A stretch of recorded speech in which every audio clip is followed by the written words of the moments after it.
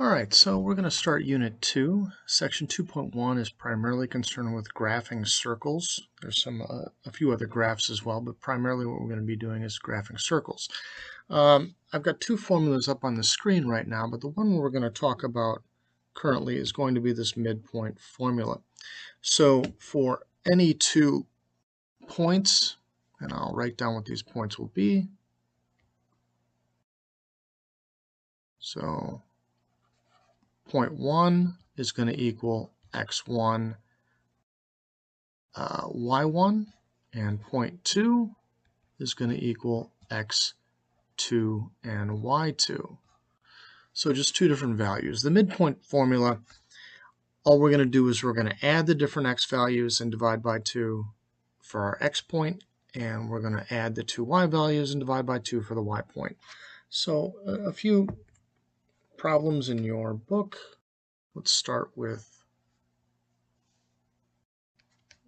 number 23, and this is on page 158. I want to find the midpoint of this.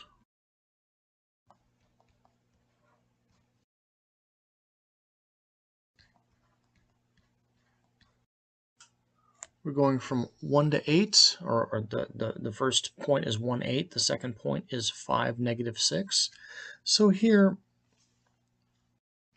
let's see. This will be my x1, this will be my x2, this will be my y1, and this will be my y2. You can pick whichever order you want, just make sure you're consistent with it. For the midpoint, it doesn't matter.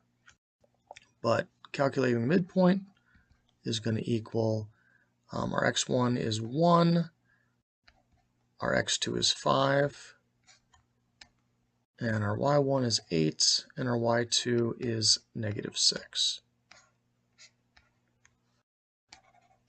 So that gives us 6 over 2 as the x-coordinate, and 8 plus a negative 6 is 8 minus 6. That's just 2 over 2, which means our midpoint is 3 and 1. That's going to be the midpoint on that line. And we can graph this as well, just to give you a visual of it. I'm going to try to go by 2s here.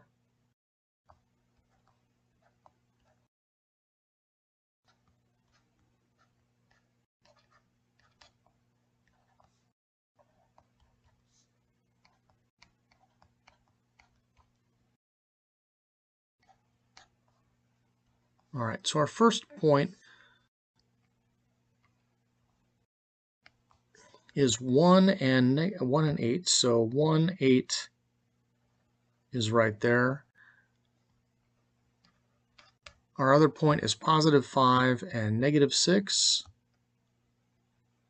which will be right here. And we can draw a line between them. And 3, 1, it should go right through there. And but a little sloppy on the actual graphing, but that's where it goes, where that point is. That's going to be our midpoint, this dot here. So should be going through there. All right, let's try another one of these.